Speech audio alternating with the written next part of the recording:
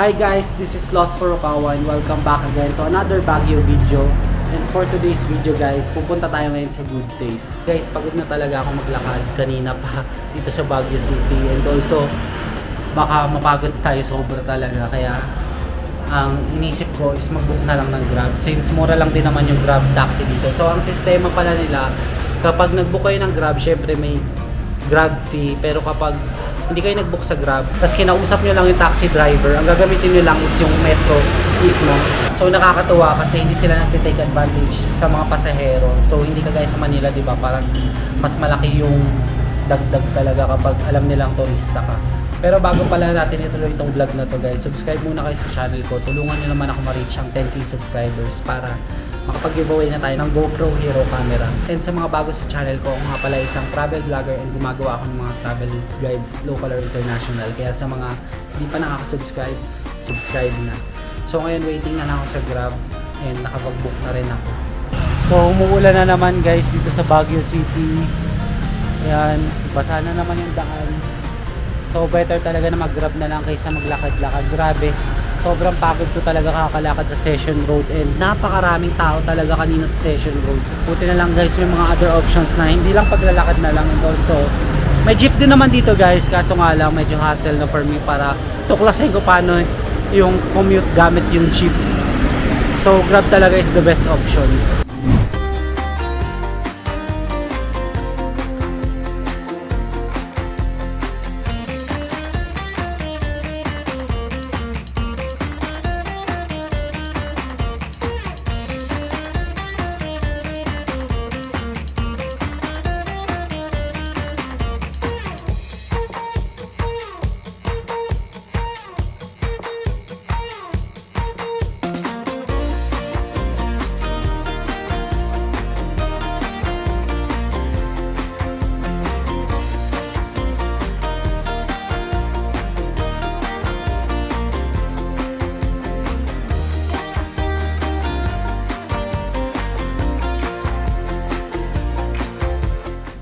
So nandito na ako ngayon guys sa Good Taste and nakapila ako and super haba ng pila guys kung makikita nyo.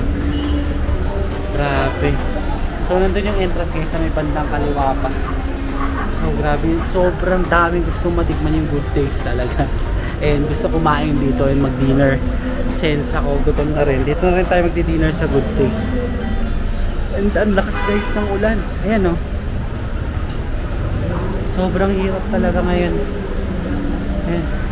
Pero guys, I think mawawala naman yun maya-maya, kagaya lang yun nangyari kagabi. So dito kasi sa Baguio guys, paulan-ulan sa gabi, pero nawawala din, kaya marami rin talaga pumupunta sa mga night market pa.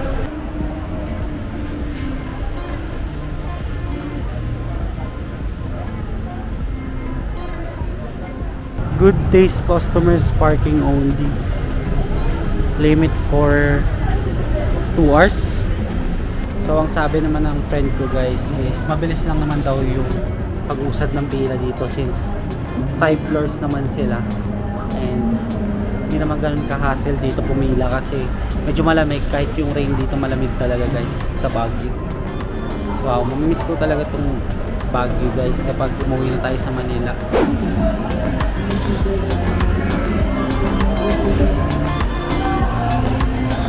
Ay, balik na naman.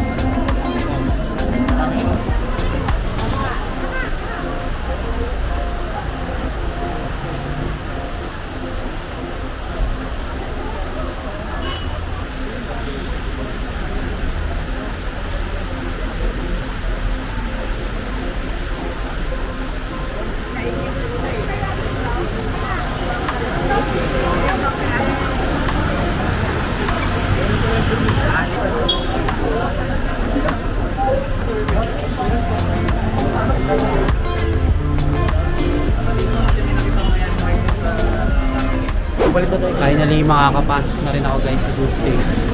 So almost an hour na pila. Yan, may mga nakapila pa rin hanggang ngayon. So may nagbibigay naman guys na ganito sakaling saang floor kayo pakain. Finally guys, nasa loob na tayo ng Good Taste. Yan ang super daming tao.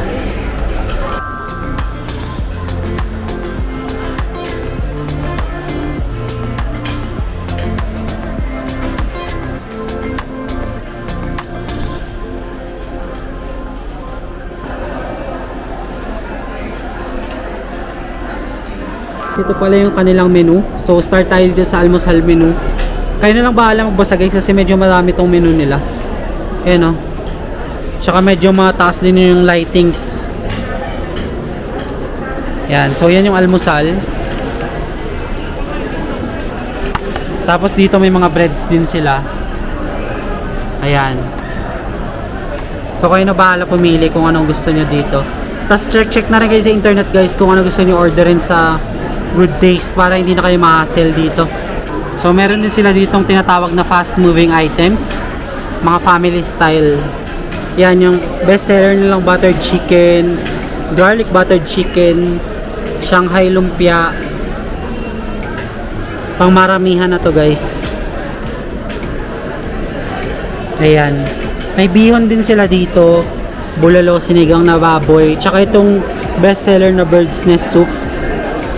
Yan, then sinigang na hipon. So sa group meals guys, meron silang mga pang family. Ayan.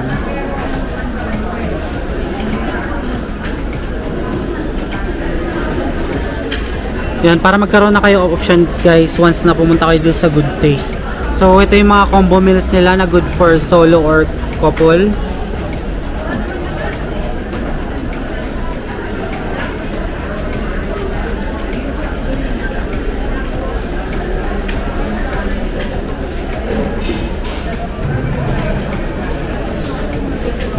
So meron din sila dito mga family style. Yan, napakarami guys, no. May mga lomi pa, party trays, pansit. Tapos ito yung mga desserts nila and drinks. Napakarami guys dito pagpipilian sa Good Taste. So yun guys, first impression ko lang dito sa Good Taste is maganda yung kanilang venue and comfortable kayo kumain dito talaga. So yun nga lang, kailangan nyo pumila sa labas ng almost an hour or minsan umabot yung iba ng 1 to 2 hours. So may mga nababasa akong reviews dito sa Good Taste, pero I think based sa mga reviews, solid na solid yung kanilang mga foods and also napakalaki ng service nila. So let's see kung ano nga ba yung may offer nitong Good Taste sa atin mamaya. And also yung orders ko is pine-prepare natin. So try na natin. I'm very excited na matry yun and gutom na rin talaga ako kaya gusto ko na rin kumain talaga ng dinner dito sa Good Taste. So I'm happy na dito tayo makakapag-dinner sa Good Taste.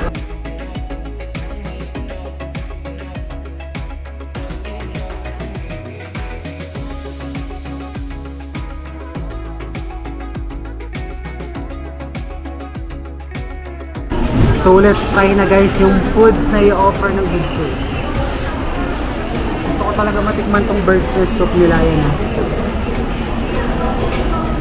Ang sarap. Malaman guys.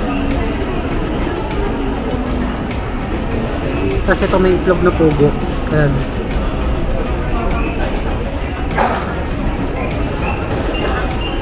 Perfect na perfect sa tag-ulan.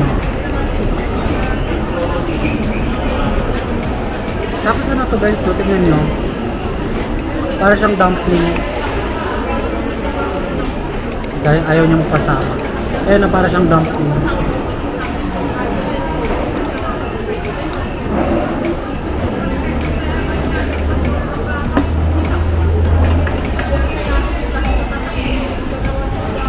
So try naman natin ng buttered chicken.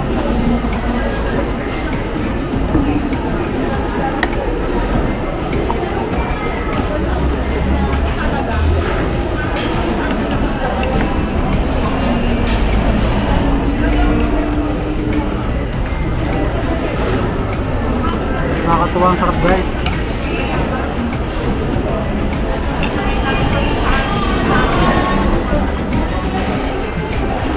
Tapos guys, yung gulay nila sobrang fresh.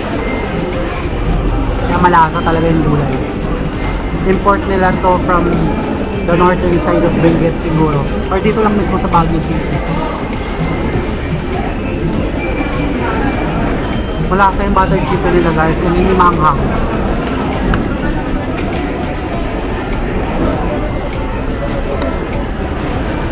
Kulay red yung chicken nila, pero hindi siya maanghang.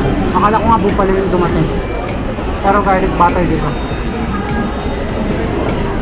Tignan nyo guys, so dahil sa sobrang daming servings nila, hindi ko pa rin maubos-ubos. Nangangalahati pa lang ako. Kahit yung bird's nest guys, so hindi ko pa maubos tong mini soup ko. Ito pa, may malaki pang bird's nest. So bibigay muna tayo ng quick review lang dito sa mga foods. So for the bird's nest soup guys, advantage lang sa kanya yung mga itlog pugo, pero sakto lang din yung lasa niya. Itong buttered chicken, solid yung lasa, ang sarap. Itong chop suey guys, napaka-fresh ng gulay, kaya sobrang malasa talaga yung gulay nila. And grabe, wala akong masabi sa mga foods nila kasi masarap talaga yung meal. So nag-enjoy naman ako sa foods na to, pero kaya pala may mga nagpapa-take out din talaga kasi napakalaki ng servers sila dito. And dinadaya talaga sila dahil doon. Bukod sa masarap yung mga foods nila, malalaki pa yung servings. And patok sa budget ng mga Pinoy. So let's continue to eat muna guys kasi marami pa tayong makainin. Marami pa tayo ubusin guys. So. A few moments later. So guys, hindi ko talaga maubos itong foods ko sa Good Taste. Sorry, pero time to say goodbye na to Good Taste guys kasi busog na talaga ako, hindi ko na talaga kaya. Kayo na lang dito pupunta guys, ubusin ito please. Pero okay naman yung foods talaga nila kaso sobrang bigat talaga sa tiyan ng mga foods din nila. And ang agenda ko na lang ngayon is babalik na sa hotel. Not sure kung via Grab taxi ulit since mabilis na naman mag-book ng Grab dito. So guys, magti 10 PM na pero puno pa rin yung pila. So ang closing time nila is 10:30 lang. Yan, napakarami pa rin pumipila dito sa Good Taste. So nakapag-book na tayo ng Grab guys. Medyo mabilis lang tong Grab taxi. Yan, malapit na siya sa pinpoint location natin. Dito pa rin naman tayo sa Good Taste. So itong Good Taste, naabutan na tayo ng cut-off and nagsara na rin sila. Yan o. Pinatay na nila yung ilaw guys. Yan, wala na rin nakapila.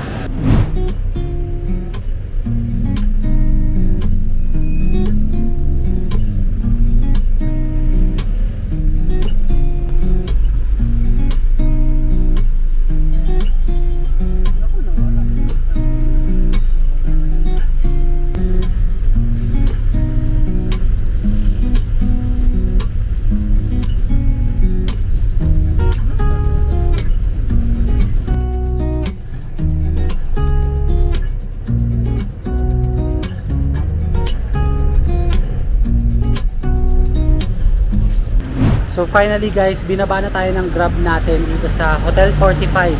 So nakabalik na tayo ng hotel and ang agenda na lang natin is matutulog na rin tayo kaagad kasi bukas marami pa tayong paggagalaan dito sa Baguio, Benguet. So guys, kung na-enjoy nyo tong day 2 vlog natin dito sa Baguio, don't forget to follow me on my Facebook page and Instagram at Lost Furukawa. And if you want to do business or sponsorship with me, you can email me at lostfurukawa19@gmail.com. And guys, don't forget to hit like, subscribe, and notification bell para updated kayo sa mga bagong Baguio vlogs ko. That's it guys, I really appreciate you being here. Let's start on another Baguio Benguet vlog again in the next one. Bye!